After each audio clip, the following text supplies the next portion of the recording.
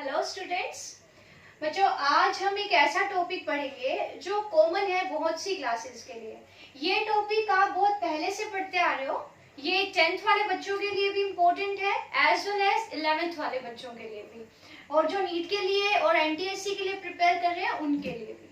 सो ये concept booster है। एक ऐसा जनरल सा टॉपिक डिस्कस कर रहे हैं, वो है ह्यूमन टूथ के बारे में।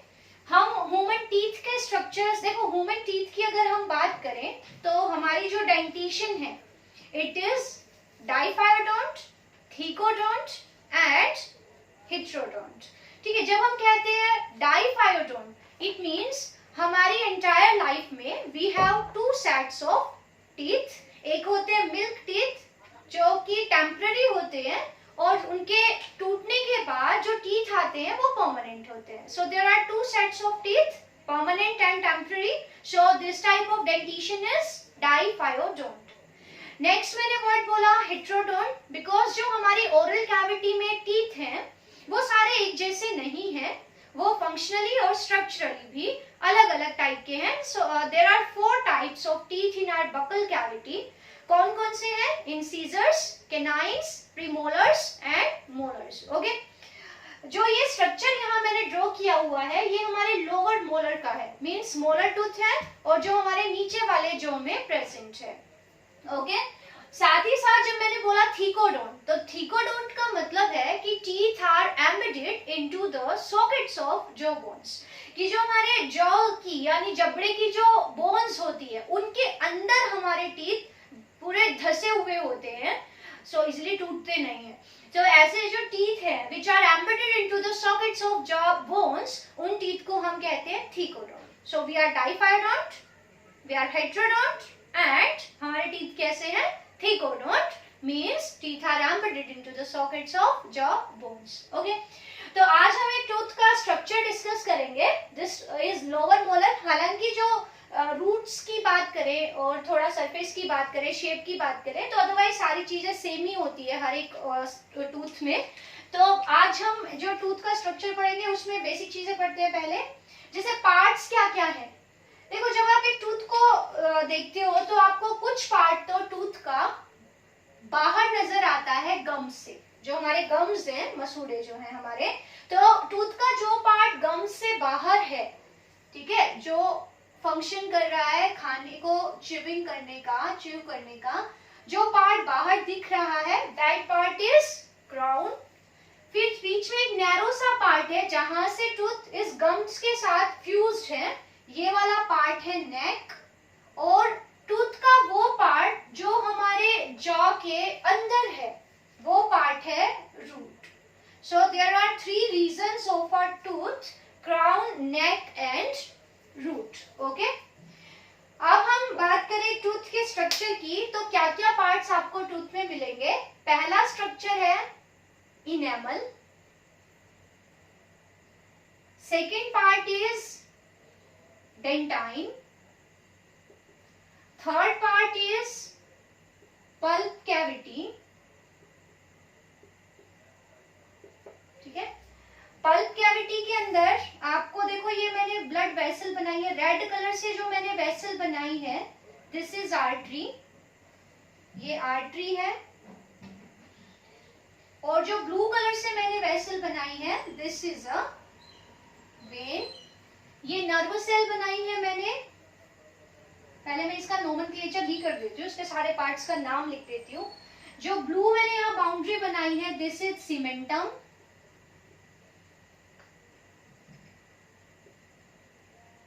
सीमेंटम के बाद जो मैंने ये ब्लैक कलर के फाइबर्स से बनाए हैं दीज आर पेरियोडोंटल लिगामेंट्स। ठीक है, ये वाले जो ये सारे हमारे टूथ के पार्ट हैं। अब इनको वन बाय वन डिस्कस करते हैं। सबसे पहला जो पार्ट है दिस इज इनेमल। देखो, इनेमल की हम बात करें तो हमारे टूथ का जो क्राउन रीजन है, क्राउन रीजन का बहुत सारा पार्ट इनेमल नाम के एक सब्सटेंस से बना होता है।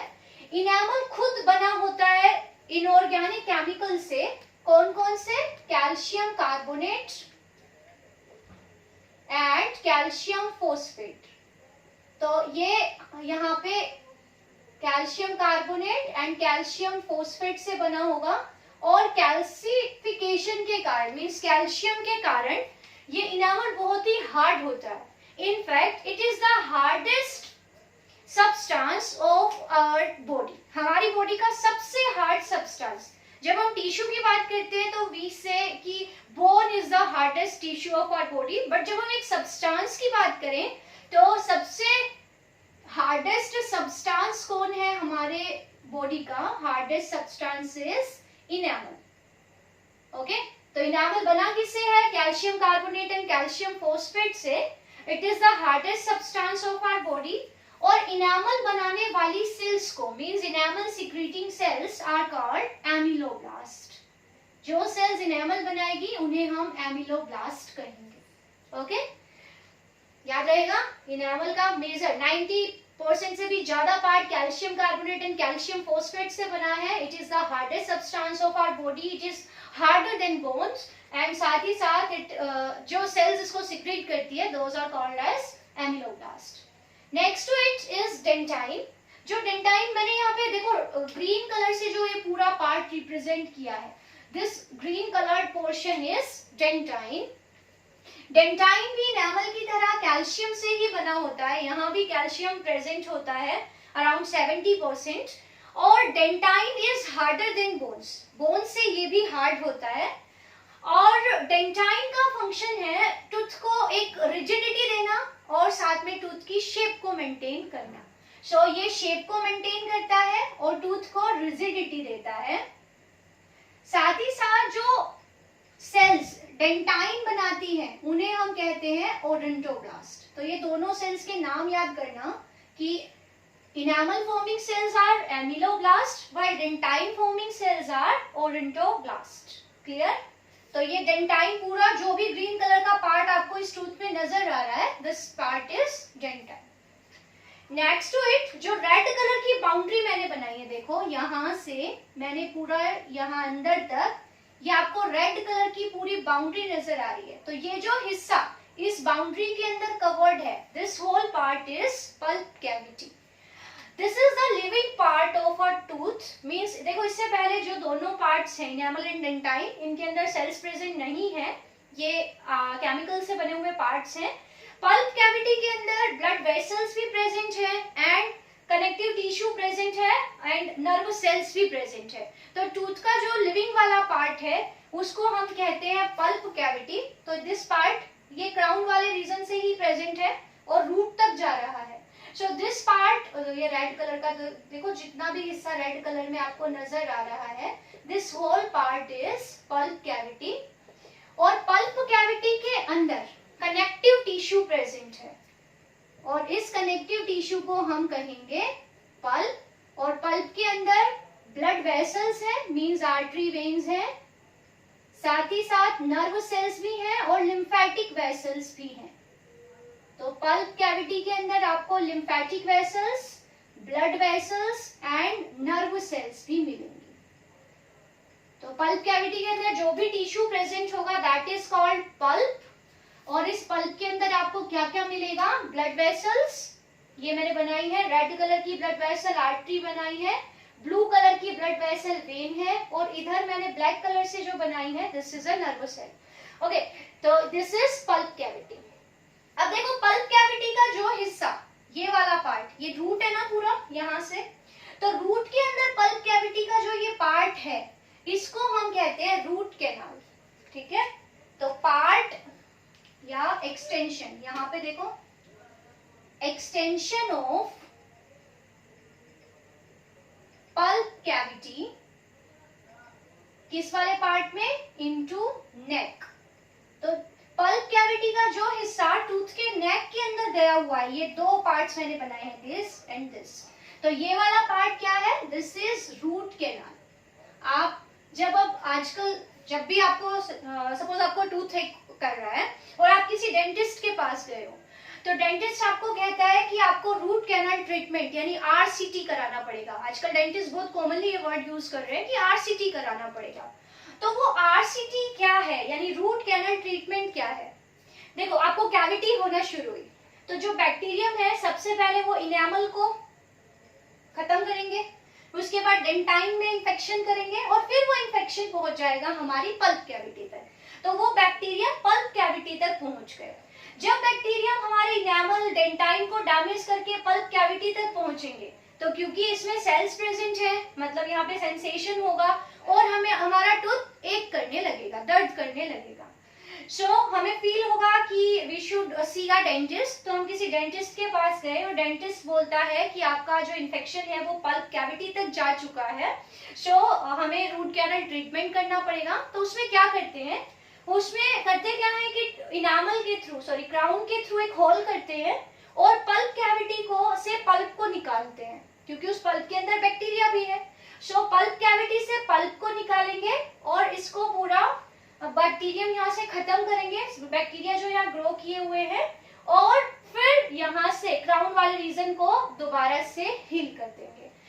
पल्प रूट कैनल ट्रीटमेंट में क्या किया जाता है, क्राउन रीजन से होल करते हुए पल्प कैविटी से पल्प को निकालेंगे, बैक्टीरिया को खत्म करेंगे यहाँ से, और हमारा टूथ है उसको बाद में वापस से हील कर देंगे ऊपर से। So this is root canal treatment. Okay, now आगे चलते हैं। अब देखो, इस डेंटाइन के चारों तरफ मैंने ये ब्लू कलर की बाउंड्री बनाई है, ये बाउंड्री आपको दिख रही होगी, दिस बाउंड्री जो डेंटाइन को कवर कर रही है। तो डेंटाइन को कवर करने वाली जो ये बाउंड्री मैंने ब्लू कलर से रिप्रेजेंट की है, this boundary is cementum. Cementum bone like substance से ही बनी होती है और सीमेंटम डेंटाइन को कवर कर रही है एक तरफ, और दूसरी तरफ ये पेरिओडोंटल लिगामेंट्स को हमारे रूट से कनेक्ट कर रही है। सीमेंटम का क्या काम है, ये क्या कर रही है, इट लाइंस डेंटाइन, और साथ ही साथ ये क्या कर रही है, कनेक्ट्स, किसको कनेक्ट कर रही है, periodontal ligaments two roots. Periodontal ligaments को ये रूट से कनेक्ट कर रही है। This is cementum. सीमेंटम के बाद जो नेक्स्ट है that is periodontal ligaments. Periodontal ligaments क्या है बच्चों, देखो ये जो यहाँ पे ब्लैक कलर से मैंने ये फाइबर से बनाए हैं, ये आपको दिख रहे हैं, दीज आर पेरिओडोंटल लिगामेंट्स। इनका फंक्शन क्या है कि ये सीमेंटम को और रूट के साथ कनेक्ट कर रहे हैं। और ये खुद किससे बने हैं, ये पेरिओडोंटल लिगामेंट्स, ये आपके बने हैं कोलेजन फाइबर्स। कोलेजन फाइबर्स को हम व्हाइट फाइबर्स भी कहते हैं। कोलेजन फाइबर्स है, कोलेजन फाइबर्स है, व्हाइट फाइबर्स टेंडन्स है, मेरे दिमाग से स्किप हो गया। पेरिओडोंटल लिगामेंट्स किससे बने हैं, कोलेजन फाइबर्स से। दीज आर, देखो ये जितने भी ब्लैक से मैंने ट्रैक्ट से बनाए फाइबर्स जैसे, these are periodontal ligaments. Okay, क्या क्या पढ़ना है आपको टूथ के स्ट्रक्चर में, यहाँ पे आपको दो रूट्स नजर आ रही है, एक ये वाली रूट, एक ये वाली रूट। तो लोअर मोलर में देयर आर 2 रूट्स। ओके, तो इस तरह से रूट 1 2 3 रूट्स होती है हमारे टूथ में, तो लोअर मोलर में देयर आर 2 रूट्स। ओके, आपको पढ़ना क्या क्या है, टूथ के part, enamel, dentine, pulp cavity. Pulp cavity में कनेक्टिव टिश्यू होगा, उसको पल्प कहेंगे। फिर पल्प कैविटी का जो पार्ट रूट वाले हिस्से में जा रहा है उसको हम रूट कैनल कहेंगे। रूट कैनल से पास हो रही है हमारी ब्लड वेसल्स और हमारी nerve cells and lymphatic vessels. और डेंटाइन को चारों तरफ से जो ये ब्लू कवरिंग है, this is cementum. Cementum connect कर रही है पेरिओडोंटल लिगामेंट्स को हमारे गम्स से। ये जो ब्लैक बाउंड्री मैंने दिखाई है ये है हमारे gums. Okay, so this is the structure of a lower molar tooth. Okay, I hope ये आपको समझ आ गया होगा। अगर इससे रिलेटेड कोई भी डाउट है तो आप मुझे कमेंट कर दीजिए और इस टॉपिक को आप तैयार कीजिए। छोटा सा टॉपिक है और इसमें से क्वेश्चंस आ सकते हैं। So be prepared. Have a nice day. Thank you.